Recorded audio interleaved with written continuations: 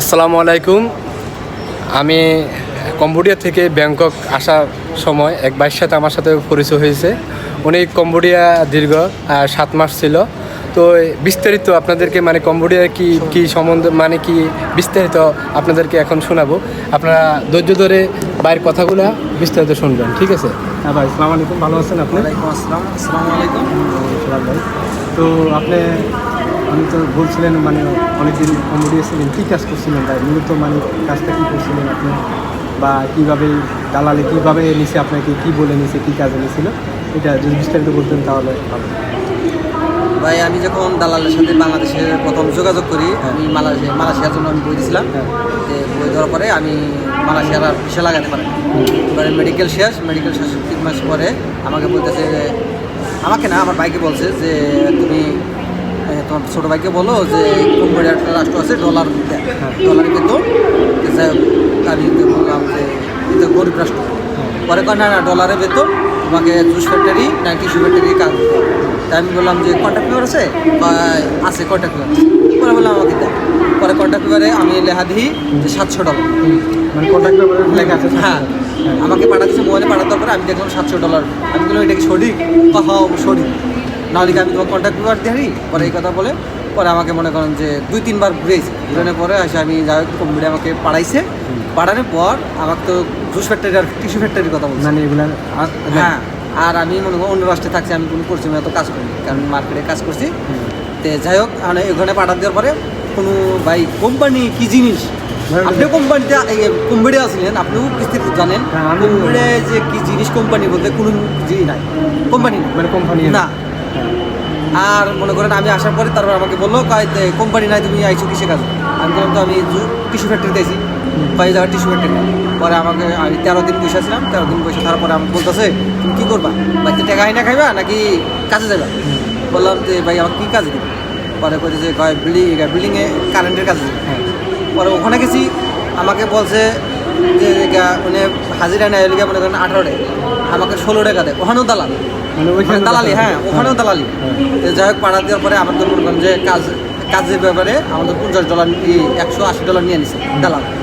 নেওয়ার পরে মনে করেন কাজে যাওয়ার আগে এজেন্ট দালালি নেওয়ার পরে মনে করেন যে আমাকে পাড়া দিয়েছে। আমি কোনো ডিউটি করছিলাম, আমি অসুস্থ হওয়ার পরে আমি দালালকে বললাম যে ভাই আমি তো পারতেছি না, যে আমার কী করা যায়? সে বলতেছে তাতে তুমি আসো, গার্মেন্টসের কাজ আছে। যাই হোক ফেরে আবার $200 আমার তখন দালাল নিয়ে নিল। নেওয়ার পরে মনে করেন যে আমি গার্মেন্টসের কাজ শিখলাম।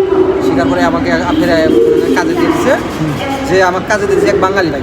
এই কাজে নিয়ে এজেন্ট মারি খেয়েছে $50। হ্যাঁ, নেওয়ার পরে আমি 10 দিন ডিউটি করার পরে যাই হোক সময় আমাকে মনে করেন যে বাইক করছে। কারণ ওই জায়গা কম্বোডিয়া এমন একটা জিনিস যে 10 দিন ডিউটি করে আপনি বাইক করে দিব, ফেরে নতুন লোক ঢুকাইব।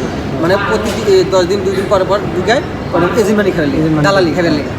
যে যাই হোক এই কম্বোডিয়া এরকম। আর কম্বোডিয়া মনে করেন যে যারা কম্পিউটার কাজ আসতেছে তাদের ব্যাপারটা ভাই কম্বোডিয়া যে কম্পিউটারের কাজে আসতেছে কম্বোডিয়ায়, তাদের জন্য বলি ভাই এই জায়গা যে আসেন বুঝে শুনে আসবেন।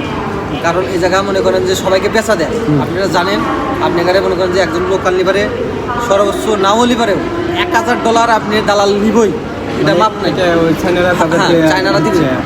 আর $1000 মনে করেন যে বাংলার পড়াই ধরেন 1,20,30,000 টাকা। এখন যাই আসুক আসে মনে করেন যে আপনাদের কাছে দেবেন সর্বনিম্ন $1000, $2,000, $3,000 মধ্যে দেয়।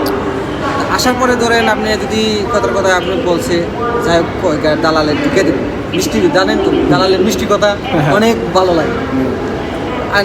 যাওয়ার পরে মনে করেন যে আপনি দিব টাকা নিয়ে আসবেন, টাকা নিয়ে এসে আপনি বেচা দিয়ে দেবেন, পাসপোর্ট হেয়ার কাছে দিয়ে দেবো। আপনি কাজ যদি না পারেন তাহলে আপনাকে বাদ করে দিলে ওই টাকাটা আবার রিটার্ন দিতে হবে। অবশ্যই আপনাকে ধরেন যদি কথার কথা আপনি 6 মাস ভালো পারফর্ম চাইছেন রাখলো, তারপরে মনে করেন 6 মাস পরে আপনি পারফর্ম ভালো দিতে পারেন। এটা কি কাজে কি নির্ধারিত আছে, এতদিন করতে পারবে বা এত কোনো নির্ধারিত আছে? না নির্ধারিত না। ওই যে আমি বললাম যে মনে করেন যে কেউ 15 দিনও টিকতে পারে, কেউ 6 মাস টিকতে পারে।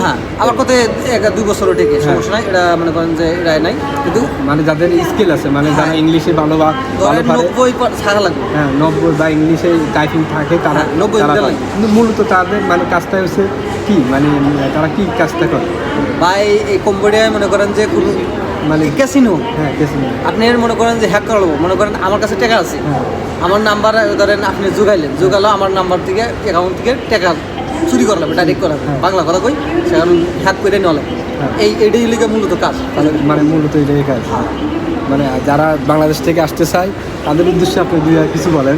ভাই আমি বাংলাদেশের যারা মনে করেন কম্বোডিয়ায় আসতে চান, তারা মনে করেন যে সবাই ভাইবা চিন্তা আসবেন। কম্বোডিয়া এমন একটা মাফিয়া, ডাইরেক্ট বলতেছি যে কম্বোডিয়ালি মাফিয়া।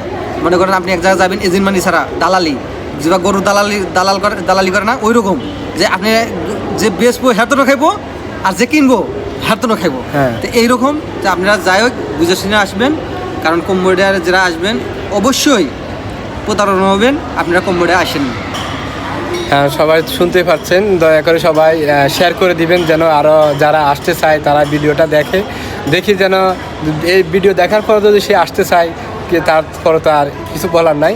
ঠিক আছে, বিস্তারিত আপনাদেরকে অবশ্যই জানালাম। ভাই নিজে সরাসরি উনি প্রায় দীর্ঘ 6-7 মাস ছিল, এখন বাড়ির থেকে টাকা নিয়ে আবার রিটার্ন মানে ব্যাক করতেছে।